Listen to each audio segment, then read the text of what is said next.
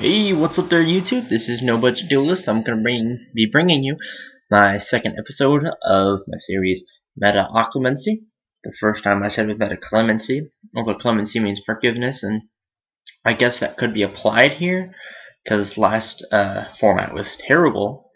But the entire point of this video series is to kind of look into the future and see what kind of decks we'll have in the future. So today I'm going to be going over the Laval archetype and the two types of decks associated with Laval's: the Laval Beatdown and Laval Quasar. I know most people think, "Oh man, Laval Quasar is so broken," but Laval Quasar is kind of like a one-trick pony almost. All they do is go for Quasar, and yeah, that's big, but you know, it's not hard to get out of Quasar. I mean, if they OTK you with a Quasar, then it sucks. But if they give you a chance to get out of it, you could probably find a way out of it.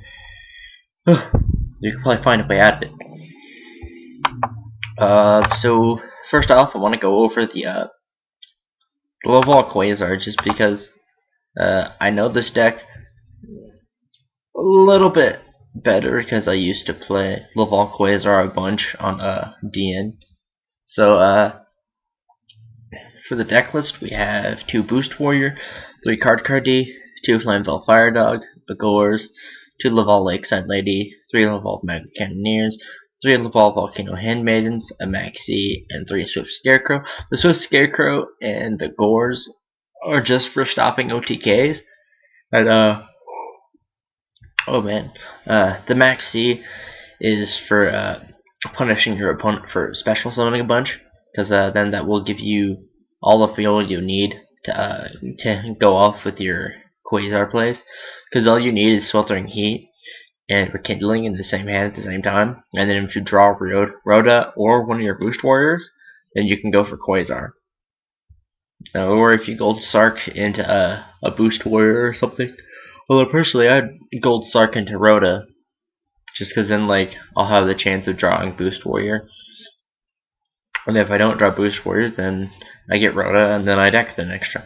So, yeah, basically, what this deck is designed to do is stall until you can get out shooting Quasar Dragon.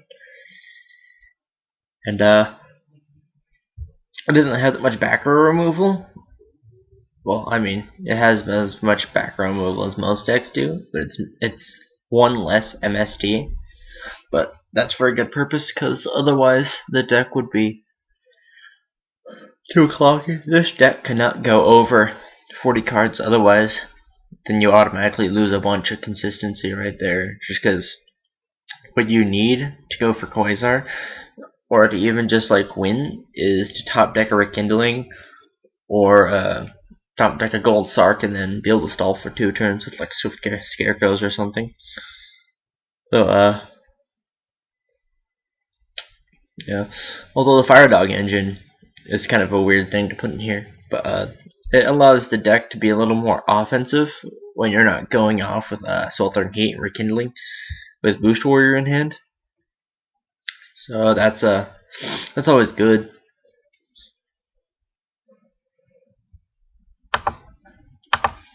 And yeah, this is the kind of thing you'll be seeing Laval Quasar do. They just kind of, they sit back on their cards, and then they blow up your field with Heavy Storm, Dark Hole, Mystical Space Typhoon, and then they super duper go off, and then all of a sudden you've got shooting Quasar Dragon to deal with, and you've got nothing left on the field. So if you're playing 6 Samurais, it's one of the decks that I know would be destroyed by a Quasar deck. That's because they don't really get over things, they don't destroy things. So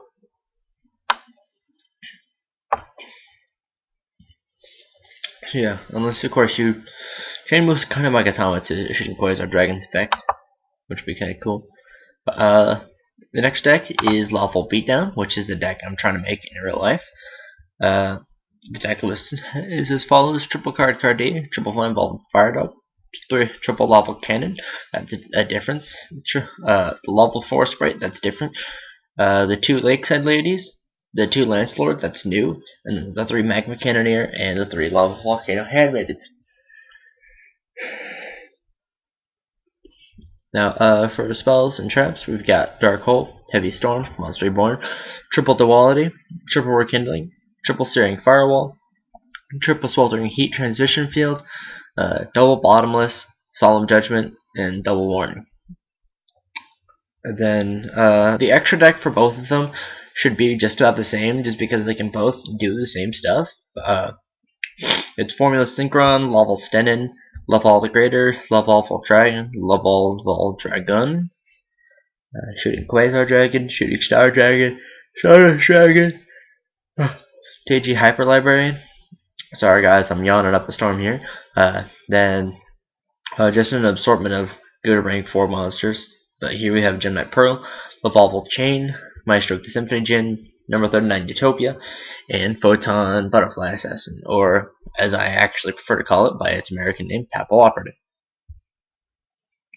Now, what I think is superior about the Laval Beatdown deck as compared to the Laval Quasar deck is that in the Quasar deck, you have no offensive plays except when you draw Rekindling. So getting Rekindling to your hand is kind of important.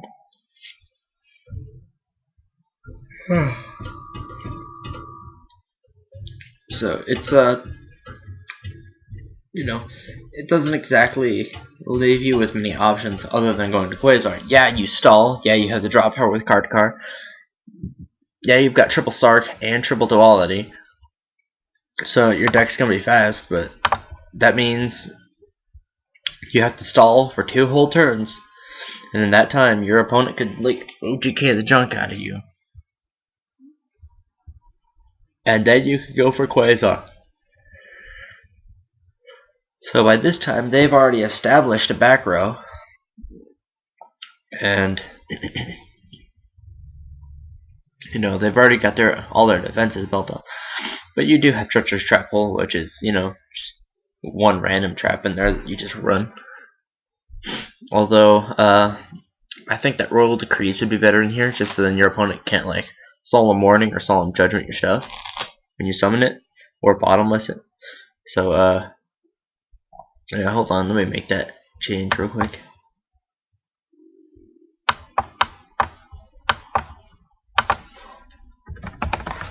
Decree. Okay. So yeah, I think that this build would be better, safe. Just because Royal Decree stops all the traps that your opponent would play. Whereas if you just have back row removal and a Treacherous Trap Hole, then you'd just be destroying monsters and like a couple of back row cards. But this way you just negate them, and then your opponent can't negate your card effect. Oh man, why am I yawning so much?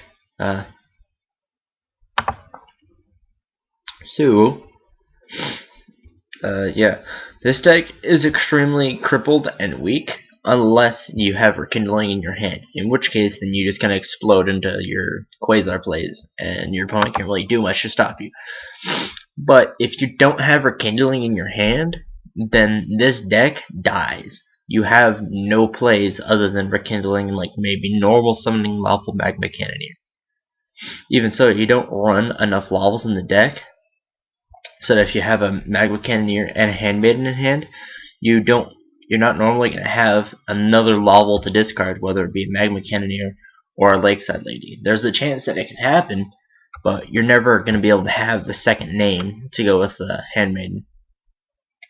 Because you need to have Handmaiden and then a different named Laval in your graveyard for the effect to go off. So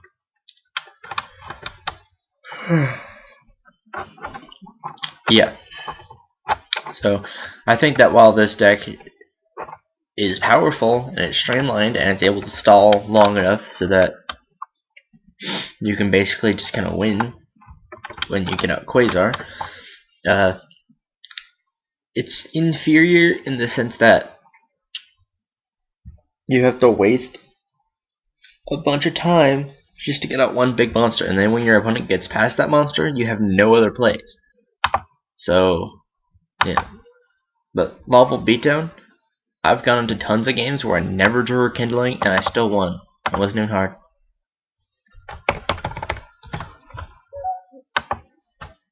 So, I mean, you use Searing Firewall, banish 200 monsters, pretty much 200 monsters, probably Handmaiden, to get out a token. Normal summon Laval Cannon, and summon back your Laval Volcano Handmaiden, then you can synchro for 5 or 6. Or you can synchro for Formula Synchron.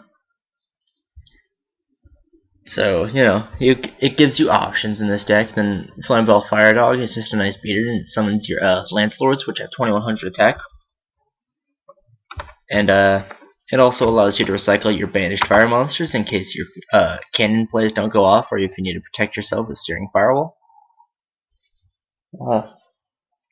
And it's just a good card to like punch into Cyber Dragons and stuff, just in case your opponent's using Cyber Dragon. I don't know why they'd be doing that, but some decks run it randomly. And,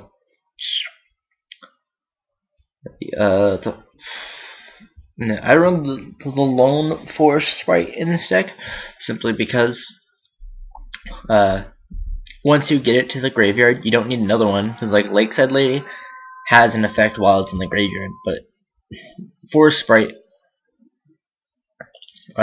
you only need one in the graveyard, because the only thing you're ever going to do with it is summon it out with Rekindling, or you're going to banish it with Searing Firewall, and then normal summon Laval Cannon. And then you could go for like, what is this, Fire Pyro? And you could go for Stenin. Well, you could go for any of the Laval synchros, and you could go for any generic synchros. I think that if any of these I'd take out, it'd probably be Genet Pearl, just because you don't need big beat sticks and Xyz monsters quite as much as you need defense and speed. Because Photon Papal Operative is basically a 2700 attacker. As long as your opponent's got a monster in defense mode, it's dead. You have attack mode.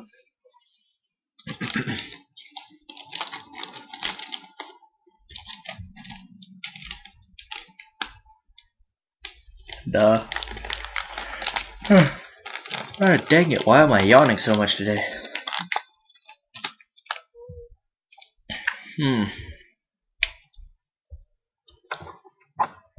I mean, this deck's got most of the same speed, it just doesn't have the gold Sarks. So, triple card card, triple duality, it's fine enough. And then you just like super deck them with Sweltering Heat Transmission Field. Cause the first one will do 5 cards, the second one will do 2 more cards, so then now you're down to 7 decks in. And then you go to 9 decks in, which this deck has what, 14 Laval monsters in here. So yeah, it's capable of doing that. You'll have 5 extra monsters, which are probably going to be your cannons, and then after that, it doesn't really matter what you keep. But overall, I think this deck is just better and it has more options versus the generic Laval Quasar deck. Just because the deck is made so streamlined that you don't have any options later, but it will main decrees against you, or it will main the one treasure chapel, which I think that decree is better just because then you don't need to have as much back row removal unless they're playing continuous spells that screw you over. But yeah, that's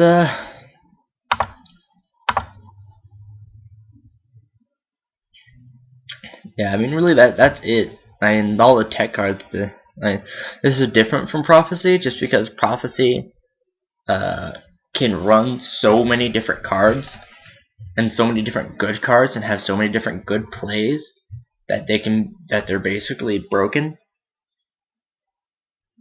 But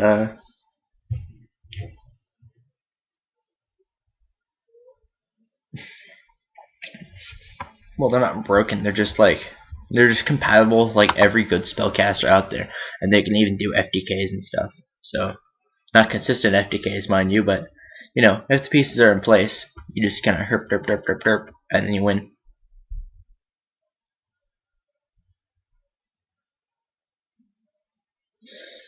So yeah, just want to quickly go over the 2 different types of of all decks that you're probably going to be seeing next format. Because go against a Quasar deck, just be prepared for game 2. That they'll be summoning a bunch. You'll probably want to be main deck that Herald of Orange Light or Herald of Green Light or whatever. So yeah, no, don't main deck those cards. They're not that good. Granted, they're powerful, but like so situational. So don't play them unless you're playing Heralds. And if you're playing Heralds, then good job for you. And I'm tired, but it's like 1:20 in the afternoon. Go figure.